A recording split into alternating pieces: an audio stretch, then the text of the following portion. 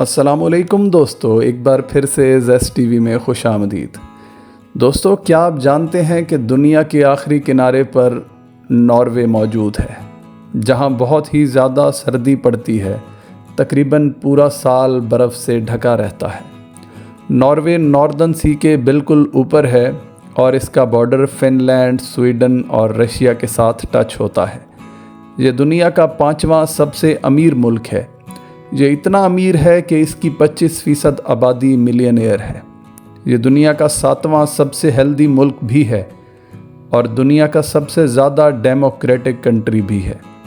کسی بھی ملک کی خوشحالی اور ترقی کے جو پیرامیٹرز ہوتے ہیں، ناروے میں وہ سب کچھ ہے۔ اس کو دنیا بھر سے لوگ دیکھنے کے لیے اور یہاں روزگار کے لیے آتے ہیں۔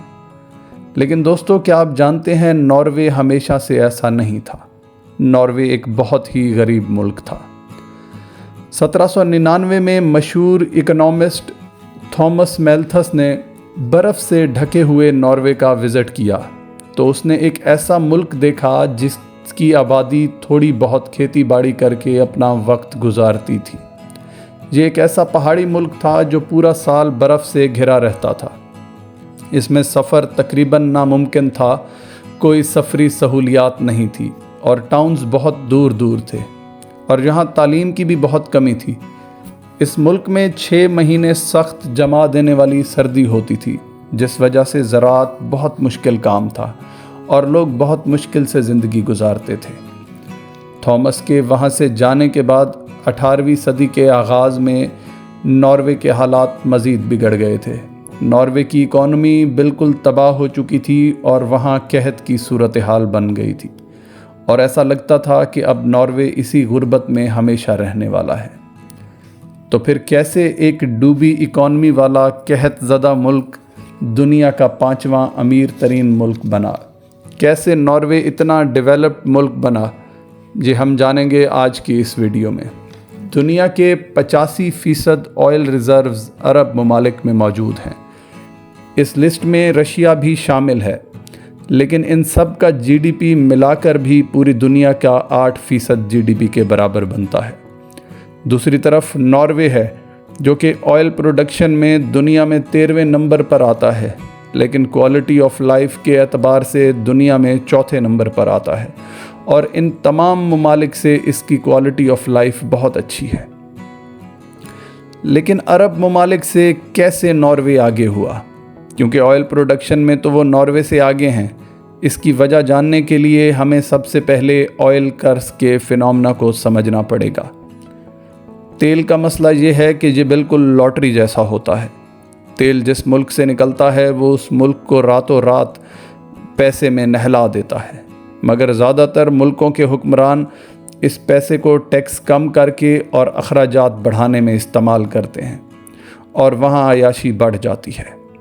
آئل انڈسٹری اس ملک کی باقی تمام انڈسٹریز پر چھا جاتی ہے، اور جیسے جیسے یہ آئل کو ایکسپورٹ کرتے ہیں، ان کی لوکل کرنسی کی ڈیمانڈ میں بہت زیادہ اضافہ ہو جاتا ہے، جس سے اس ملک کے شہریوں کے لیے امپورٹڈ چیزیں خریدنا آسان ہو جاتا ہے، اور ان کو ان کی ضرورت سے بہت زیادہ پیسہ آنا شروع ہو جاتا ہے، اور اس طرح اس ملک کی لوکل انڈسٹری سفر کرنے لگ جاتی ہے۔ جیسے جیسے لوکل کمپنیز بند ہونے لگتی ہیں، ویسے ہی بے روزگاری بھی بڑھنے لگتی ہے، اور ملک میں پیسہ صرف ایک خاص طبقے کے ہاتھ میں آ جاتا ہے، اور عام آدمی میں غصہ بڑھنے لگتا ہے، اور ریولوشن کی کنڈیشن آ جاتی ہے۔ غربت اور بے روزگاری اور وسائل کی کمی کی وجہ ہی ہوتی ہے یہ سب کچھ۔ دوستو، ایسا ہی لیبیا اور وینزویلا کے ساتھ بھی ہوا تھا، لیکن اس آئل کرس نے ناروے کو افیکٹ نہیں کیا، بلکہ ناروے کو پہلے سے زیادہ مضبوط کر دیا۔ اس کی وجہ ہم آپ کو بتاتے ہیں۔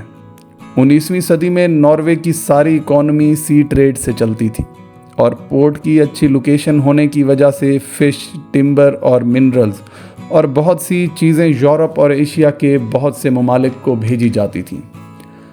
1900 سے پہلے ناروے دنیا کا سب سے بڑا تجارتی بیڑا بن چکا تھا، جس وجہ سے ناردرن سی کا تقریباً 30% سے زیادہ ٹریڈ ناروے کے کنٹرول میں تھا۔ اس کے علاوہ سب سے بڑا کام ناروے کا پارلیمانی سسٹم بنانا تھا۔ جس کا مقصد یہ تھا کہ پیسہ کسی ایک مخصوص طبقے کے ہاتھ میں نہ جائے۔ ناروے کو قدرتی طور پر ایک اور چیز بھی ملی ہوئی تھی کہ وہاں سستی کاسٹ میں ہائیڈرو پاور کی جنریشن ہو سکتی تھی، لیکن اس وقت ناروے کی 75% سے زیادہ ہائیڈرو پاور جنریشن کمپنیز غیر ملکی تھیں، اور یہ چیز ناروے کی حکومت کو کافی کھٹک رہی تھی، اور وہ اس چیز کا کوئی نہ کوئی فارمولہ بنانا چاہتے تھے۔ تو حکومت نے فیصلہ کیا کہ ناروے کے تمام نیچرل ریسورسز کو ناروے ہی اون کرے گا۔ اسی سلسلے میں ہی 1940 میں ناروے کی حکومت نے ایک بل پاس کیا جس میں باہر ملکی کمپنیز کو ہائیڈرو پاور پروجیکٹس کی اونرشپ سے روک دیا گیا۔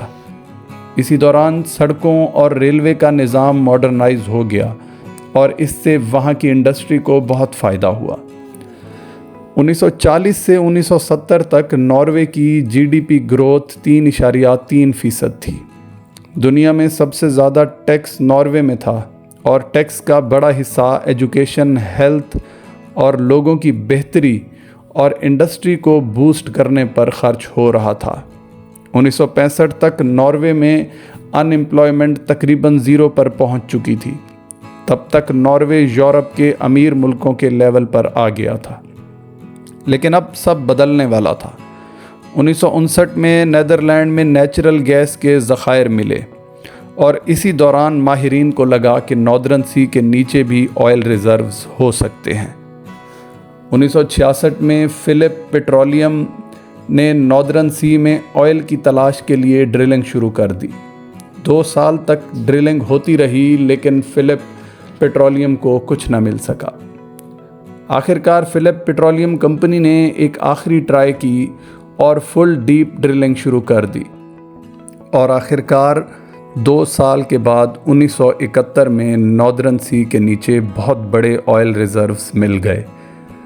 1971 کے بعد اگلے 10 سال میں ناروے کی آئل پروڈکشن بہت زیادہ بڑھ گئی تھی۔ آئل سیکٹر نے ہزاروں جابز دینا شروع کر دیں۔ یہ شہر اب پیٹرولیم کے پاور ہاؤسز بن چکے تھے، اور ان کے پاس اچانک ملین آف ڈالرز آنا شروع ہو گئے، اور تھوڑے سے ہی وقت میں ناروے کی تقدیر بدل گئی۔ لیکن یہ تو مڈل ایسٹ اور یو اے ای کے ساتھ بھی ہوا تھا، تو پھر ناروے ان سے آگے کیسے نکل گیا تھا؟